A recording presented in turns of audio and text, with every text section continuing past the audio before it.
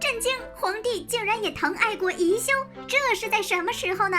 要说咱们四大爷对宜修的态度，那只能算得上是敬重，宠爱呀是真的一点都没有。但就在这个寒冷的冬天，四大爷居然亲手喂宜修吃东西，这得是几十年都看不到的情况吧。这一幕要是被后宫营销号小夏子看到，那肯定是得传得满宫都是呀。难不成咱们四大爷终于发现了宜修的好，打算重新开始了？当然不是因为这个原因啦，这一切的一切其实都是因为华妃。那么华妃跟四大爷亲手喂宜修燕窝这事儿到底能有什么关系呢？那会儿呀，宜修是打算亲自把福子的事儿告诉四大爷。虽然之前江福海已经禀报了一次了，但四大爷什么都没说。但咱们皇后娘娘不信邪呀，非要再试试，这不就炖了燕窝过来，打算说一说这个事儿。可萝卜脏担惊反叛，四大爷正需要年羹尧打仗呢，别说是惩罚华妃了，四大爷宠他都还来不及呢。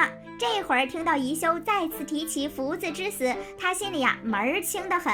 不过呢，态度却和前几次毫不相同，只说这都是朕的魅力太大啦，让宜修好好的调节即可。你瞧瞧，你瞧瞧，还挺自恋的。后宫难免争风吃醋，若非他们对朕有情，也不会有这么多的是非。你也要耐心调停。随后为了安抚宜修，就亲手给他喂了燕窝。四大爷为了这个家真的是牺牲太多了好吗？都不得不拿出自己的男色来吸引宜修了呀。不过咱们四大爷的脸皮也真是挺厚的哈，睁着眼说瞎话，一点都不带脸红的。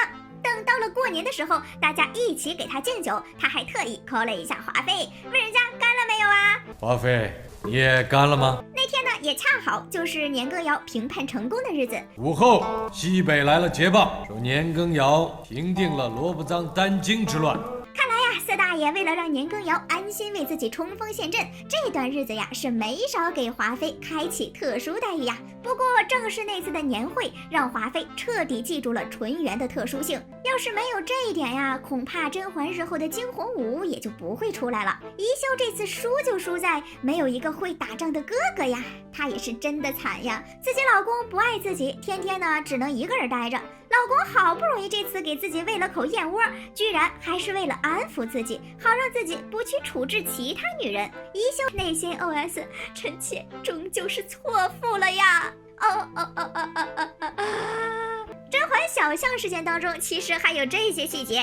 甄嬛和四大爷以及果子狸的第一次见面，就是在入宫第1年的倚梅园里。当时呢，四大爷在宴会上看到了红梅，看着看着，他就想到了故去的爱妻纯元，喝多了，打算出去走走，缅怀一下过去。可宜修不放心呀，就让果子狸跟着一起去。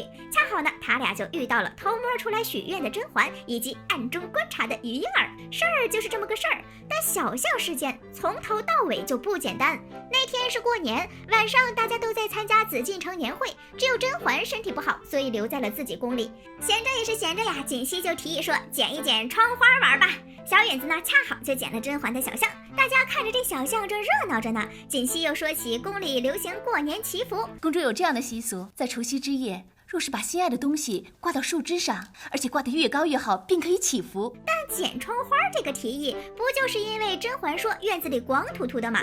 现在说可以把东西挂到树枝上祈福，那甄嬛必定会嫌弃啊，然后找其他地方。锦汐这个做法确实是略有深意呀。果然，甄嬛嫌弃院子里的树枝脱发，想找一个有梅花的地方挂小象。当时锦汐满口答应，小允子也赶忙说倚梅园里有红梅呀。可甄嬛真要出去的时候，他们却第一时间拦着不让去。你看看，这话全让他俩给说了呗，一会儿让去，一会儿不让去。细品的话呢，还有些故意诱导的意味呢。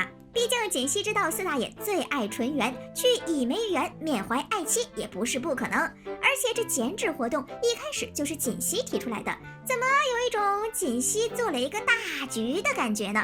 要我说呀，当时果子狸也很奇怪，剪纸小象一看就知道是女孩子家的玩意儿，他怎么一走到倚梅园就先自己悄咪咪的把这个给摘了呢？难不成咱们母胎 solo 的17爷对一个剪纸一见钟情？那有点太扯了吧？谁会对着一张剪纸动情呢？不过咱们都知道甄嬛长得像纯元，这小象后来一出现，恒亲王就能认出来是甄嬛。这剪纸小象倒好像是熹贵妃呢。那么小象也自然会很像纯元。当时四大爷一个人出去散步之后，果子狸言语之间可以看出他对当年的事情是全部知道的。那有没有可能，其实他喜欢的就是纯元呢？但不管怎样，果子狸这年轻人的眼神啊，就是比四大爷的好一点。四大爷去了乙梅园那么久都没有看到小象，果子狸一过去就能注意到。苏培盛这么聪明，为何没听懂果郡王的暗示？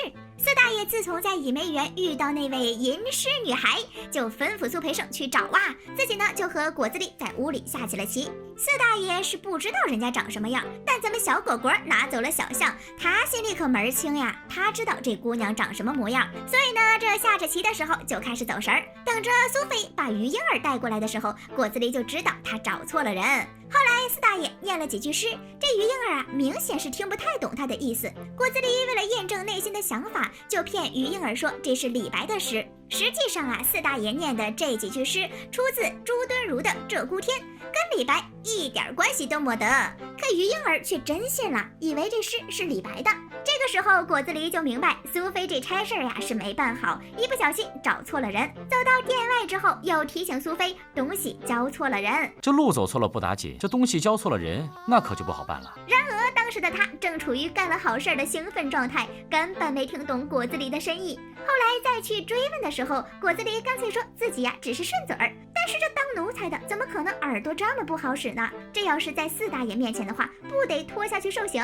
他这样呀肯定是装的。他早就知道于婴儿只是一个冒牌货，这从他跟四大爷说的话上就能看得清清楚楚。他当时跟四大爷说的是自己已经尽力去办了，但最后还是没找到。皇上，您吩咐奴才办的事儿，奴才已经尽力去办了。但是，你以为他这是想给四大爷一个惊喜？不，咱们这么想想啊，苏菲知道于婴儿不是那个人，但他是不是不要紧，只要能缓解四大爷的情绪不就行了？可苏菲要真说自己找到了的话，就是欺君了呀，所以只能来这么一招。虽然确实没找到，但是这又完成了工作。我的天呀，原来还可以这样！原来咱们苏菲也是一个钻空子的大师呀，兄弟们！